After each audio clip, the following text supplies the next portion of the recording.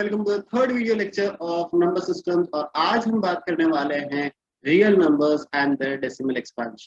अब real numbers का ये एक और मेथड ऑफ क्लासिफिकेशन है, एक स्पेसिफिक स्टडी है जो बहुत ही ज्यादा इंपॉर्टेंट है हमारे सिलेबस पॉइंट ऑफ व्यू से, बिकॉज काफी अच्छी क्वालिटी ऑफ क्वेश्चंस फॉर्म किए जा सकते हैं इस टॉपिक के बेसिस पे और फॉर्म किए भी जाते हैं इस टॉपिक के बेसिस पे। So have a careful look at it. ऐसे कुछ ज्यादा मुश्किल नहीं, मैथमेटिक्स तो ऐसे कुछ ज्यादा मुश्किल नहीं है। All that is required is थोड़ा सा अटेंशन एंड थोड़ी सी थिंकिंग स्किल्स, थोड़ा सा दिमाग को पुश करना, सोचने के लिए ऐसा क्यों। तो इसी बेसिस पे हम आज अपना लेक्चर स्टार्ट करते हैं और आज हम बात करने वाले real number and decimal expansion. Another way of classification numbers can be with respect to the types of decimal expansion. They show आप जैसे तरीके decimal expansion, sir decimal expansion decimal expansion बोल रहे हो, ये क्या बात है पहले बता दो। काफी ज्यादा सिंपल। आप दो नंबर्स को डिवाइड कर रहे हो, आपको क्या मिलता है? There is a numerator, there is a denominator, आपको मिलता है एक quotient and a remainder. Quotient basically शायद एक नंबर हो सकता है, जैसे कि अगर मैं 4 डिवाइड बाई 2 करूँ तो मुझे कोशेंट मिलता है 2 और रिमाइंडर 0। लेकिन कभी कभी मैं 5 डिवाइड बाई 2 कर दूं तो मुझे कोशेंट मिलता है 2 plus there is 2 point, actually उससे ज्यादा मैं कह सकता हूँ कि 2.5 ऐसे कोशेंट मिल सकता है प्लस रिमाइंडर विल बी 0। तो 2.5 ये डेसिमल कोशेंट है। ऐसा ही डेसिमल एक्सपांशन, इसी को कहते हैं decimal expansion. Decimal expansion basically क्या होता है कि एक फ्रैक्शन को जब मैं डिवाइड करता हूँ और उसका सिंप्लीफाइड फॉर्म लाइक फ्रैक्शन से उसको डेसिमल फॉर्म में कन्वर्ट करता हूँ, तो किस तरीके का वो डेसिमल एक्सपांशन या फिर डेसिमल फॉर्म में वो कैसा दिखता है, उसको कहते हैं उसका decimal expansion. With this thing in mind I have 3 example. आपको तीनों के तीनों एग्जांपल्स को केयरफुली देखना है। बेसिक डिवीजन कर रहा हूँ मैं, डिवीजन कर रहा हूँ, उसका कोई ज्यादा बड़ी बात नहीं है, लेकिन ध्यान देने वाली बात ऐसी कि इनका डेसिमल एक्सपांशन जो इनका कोशेंट है वो बहुत ही ध्यान से देखिए और कुछ इंटरप्रेट करने की कोशिश कीजिए। I always say to my students कि अगर आप मैथमेटिक्स कोई चीज सीख रहे हो, समझ रहे हो और उसके बाद सीख रहे हो, that's the best thing. But उससे ज्यादा अच्छी अगर कोई चीज हो सकती है जो काफी ज्यादा गजब की हो सकती है, that would be you are making a own interpretation. क्योंकि पता है ये ओन इंटरप्रिटेशन बेसिकली लॉजिक के बेसिस पे आएंगे और ये कभी नहीं जाएंगे। याद रखना, अगर आपने कोई चीज इंटरप्रेट की मैथमेटिक्स में, सर ये ऐसा शायद हो सकता है, और आगे जाके मैंने वही सिखाया, देन रिमेंबर कि आप कभी नहीं भूलोगे उस चीज को। So try to interpret something, try to understand something and think of it something, like think about it कि सर अगर ऐसा है तो मैं ऐसे कुछ सोच सकता हूँ, सर मेरा ऐसा कुछ सोचना है, ऐसे दिमाग में बना लीजिए। आपको आगे जाके मैं समझाऊंगा ही, और अगर वो दोनों चीजें मैच हो गई, आपकी सोच और मेरा बताना, that would be a thing that you never forget.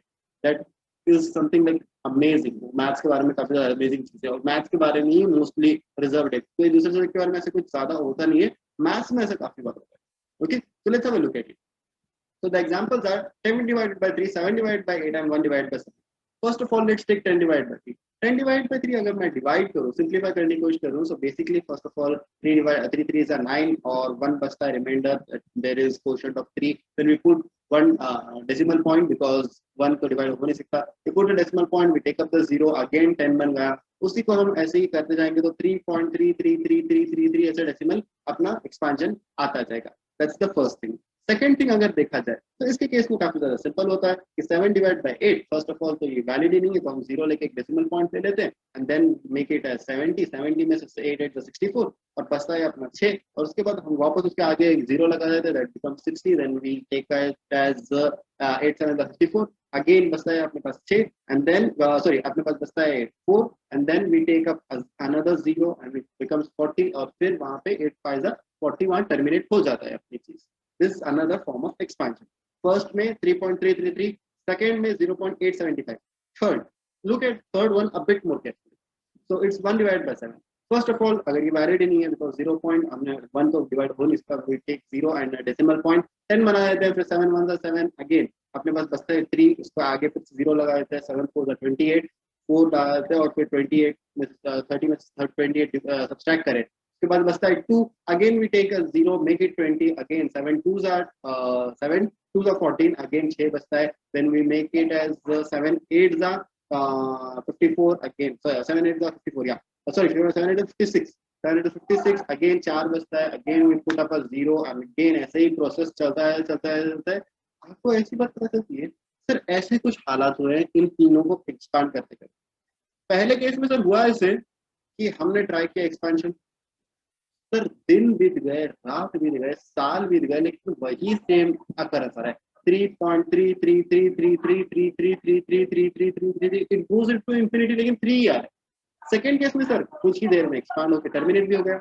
And lastly जब हम सर एक्सपांड कर रहे थे तो बात ऐसी निकल के आई कि हमने बेसिकली एक्सपांड करने की कोशिश की, लेकिन पहले ऐसे फॉर्म में नहीं था, इन्फिनिटी तक तो जा रहा था, लेकिन इस बार कोई पैटर्न ही नहीं दिख रहा है सर। अलग अलग टाइप में अलग अलग फॉर्म्स में आता जा रहा है, लेकिन कोई पैटर्न नहीं दिख रहा है। ये 3 चीजें हमें मिली सर इन तीनों के केस में, ये एक्सपीरियंसेस हमें मिले। इस एक्सपीरियंसेस के बेसिस पे हमने क्या किया, हमने कुछ नाम दे दिए, उनके बारे में कुछ कंक्लूजन निकाल दिए। जब हम 10/3 की बात कर रहे हैं तो सर फर्स्ट ऑफ ऑल ये एक्सपांशन रीअकरिंग है, मतलब सर 3.333 आगे 33 ही आ रहा है, रीअकर हो रहा है सर, वही एक्सपांशन रीअकर हो रहा है। ध्यान से देखिए, फिर से मैं लेके जा रहा हूँ यहाँ पे 10 वापस। फर्स्ट ऑफ ऑल जब हमने किया तो 10 - 9 1 आया, फिर से हमने वही रीअकर किया, वही सेम 10 - 9 10 - 9 10 - 9 10 - 9 वही रिपीट हो रहा है सर। शायद ऐसा हो कि ये ऐसे एक सिंपल फॉर्म में ना हो, हमेशा से 10/9 ही ना हो, 3.33 ना हो, 3 4 ऐसे भी रिअकर होता है, या 3 4 5 ऐसे भी रिअकर हो सकता है। तो कीप दैट इन माइंड कि एक ही स्टेप में रिअकर होना जरूरी नहीं है, शायद 3-4 डेसिमल्स एक साथ रिअकर हो, जैसे कि 0.345 345 345 ऐसे भी कभी कभी रिअकर होता है। तो फर्स्ट सर 10/9 के बारे में ये रिअकर हो रहा है। सेकंड सर ये टर्मिनेट नहीं हो रहा है, मतलब सर ये इंफिनिटी तक जा रहा है सर, एक्सपांशन खत्म ही नहीं हो रहा है। टर्मिनेशन मतलब खत्म होना, ये नॉन टर्मिनेटिंग है, मतलब खत्म ही नहीं हो रहा है। These are the two things we can conclude from first example. Second example के बारे में बात करें तो सर रिअकरिंग की तो बात ही नहीं है, कुछ अलग, सबके सब अलग थे 0.875, और दूसरी बात ये टर्मिनेट हो गया, मतलब खत्म हो गया थोड़ी ही देर के अंदर। ये हो गई दूसरे की बात, दूसरे एग्जाम्पल। थर्ड एग्जाम्पल की बात ऐसी आई सर कि ना तो ये रिअकरिंग था, एक भी टर्म रिपीट नहीं हो रहा है, आगे आगे आगे टर्म्स जाए जा रहे हैं, और दूसरी बात सर ये टर्मिनेट तो बिल्कुल भी नहीं हो रहा है, क्योंकि ये इंफिनिटी तक जा ही रहा है। ये 3 कंक्लूजन सर हमने निकाले as far as our current knowledge is concern. तो इन्हीं सब के बेसिस पे सर मैं रैशनल इरैशनल नंबर के बारे में सोचने लगा। सर वहां पे भी तो फ्रैक्शंस थे और यहाँ पे भी फ्रैक्शंस की बात हो रही है, तो सर रैशनल इरैशनल नंबर के बारे में हम कुछ ऐसे कनेक्ट कर सकते हैं इसको और उस चीजों को? हाँ बिल्कुल करेक्ट कर सकते हैं। ऐसे पाया गया कि जो फ्रैक्शन का कंसेप्ट था, जो फ्रैक्शन का डेफिनेशन था, वो हर तरफ एप्लीकेबल नहीं है, क्योंकि कहीं पे 1/7, अब देखो 1/7 is not a rational number, लेकिन वो फ्रैक्शन के फॉर्म में रिप्रेजेंट किया जा सकता है। तो सर ऐसे प्रॉब्लम्स आते रहे उस डेफिनेशन के बेसिस पे, तो हमने रीडिफाइन कर दिया रैशनल और इरैशनल नंबर को। हमने उससे पहले एक बात सीखना जरूरी है, टर्मिनेटिंग पैटर्न और non terminating, I hope it's clear, लेकिन अगर नहीं है तो एक बार और सुन लो। टर्मिनेटिंग ऐसा पैटर्न होता है, मतलब ऐसा डेसिमल एक्सपांशन होता है जो खत्म हो जाता है, लाइक 0.875, और नॉन टर्मिनेटिंग ऐसा पैटर्न होता है जो कभी खत्म नहीं होता। अब बात कर रहे थे रैशनल और इरेशनल नंबर के बारे में, सर ना हमने फिर से डिफाइन ऐसे कर दिया रैशनल नंबर को, a number whose decimal expansion is terminating or non-terminating and reoccurring is a rational number. A rational number is a number whose decimal expansion is terminating or non-terminating and reoccurring is called as a rational number. और second बात sir हमने ऐसी कर दी कि irrational number के a number whose decimal expansion is non-terminating and non-reoccurring is a irrational number. Sir कोई logic बता सकते हो? हम याद तो कर लेंगे सर, इसके बारे में कोई प्रॉब्लम नहीं है, लेकिन सर इसका कोई लॉजिक बता सकते हो? देखो बच्चों, इसका लॉजिक काफी ज्यादा हार्ड हो जाएगा, लेकिन एक चीज मैं तुम्हें दे सकता हूँ इसके बारे में। इसके लिए शायद तुम्हें एक पता है कि आइंस्टाइन हमेशा कहते थे कि इमेजिनेशन है ना, it's greater than knowledge, like imagination को हमेशा ज्यादा इंपॉर्टेंस देता है एज कम्पेयर टू नॉलेज। बात इसी थी, उनको लगता था कि सर नॉलेज तो लिमिटेड है, लेकिन इमेजिनेशन इनसाइड द वर्ल्ड, मतलब क्या होता है, इमेजिनेशन कोई लिमिट्स नहीं होती है। वो हमेशा अपने एक्सपेरिमेंट्स अपने दिमाग में बनाते थे, और आज उनके रिलेटिविटी के थ्योरीज अभी तक लोग समझने के लिए अभी तक कोशिश कर रहे हैं। तो जस्ट इमेजिन कि इमेजिनेशन की कितनी ज्यादा लिमिट्स है, तो उसी को हम ट्राई कर रहे हैं।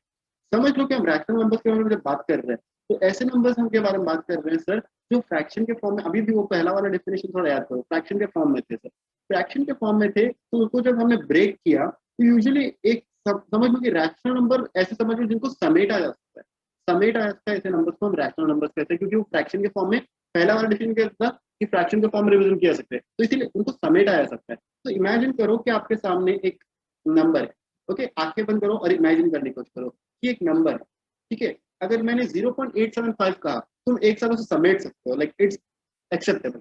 और समझ लो मैंने बहुत बड़ा नंबर आपको कह दिया 3.33333333333333 ऐसे एक्सपांड करता ही जा रहा हूँ इंफिनिटी तक। तब इसको जब समेटने की बारी आई तो तुम क्या कहोगे, सर इसका जो पैटर्न है मैं पैटर्न को यूज करके उसे समेट सकता हूँ। बिल्कुल समेट सकते हो। अब इसको पैटर्न को देख के तुम कह लोगे कि सर 10/3 ये इसका फ्रैक्शनल फॉर्म है और इसको मैं समेट सकता हूँ, then it's a rational number. तो बेसिकली रैशनल नंबर अपने इमेजिनेशन में ऐसे पकड़ लो कि जो समेटा जा सकता है किसी फ्रैक्शन में, जिसको हम कंप्रेस कर सकते हैं किसी फ्रैक्शन में, वो भी सिंपली। लेकिन जब हम बात कर रहे हैं 1/7 की, तो इसका डेसिमल से अगर फ्रैक्शन में कन्वर्ट कर सकते हो तो वो रैशनल नंबर है। इरेशनल कौन सा है, जो डेसिमल देख के आप बताओगे कि सर इसको कंप्रेस करना पॉसिबल नहीं है, सर डेसिमल एक्सपांशन हो रहा है नहीं, इंफिनिटी तक जा रहा है, इसको कंप्रेस करी कैसे मैं। करने के लिए मुझे लास्ट टाइम एटलीस्ट पैटर्न से मेरे पास रिकरेंस था, यहाँ पे रिकरेंस नहीं और नॉन टर्मिनेटिंग है, इसको कंप्रेस किया ही नहीं जा सकता। That's called as an irrational number. That's the only logic अभी फिलहाल के लिए आपको ध्यान रखने की जरूरत है। Otherwise you can always take up the definition, there is no problem regarding that. लेकिन एक बात याद रखना, irrational numbers compress नहीं किया सकते, they can't be cluttered into one thing, rational numbers can be cluttered into one. With that, thank you so very much for your patient listening. We come to the end of our lecture and I'll meet you in the next lecture. Till then, goodbye, take care and have fun.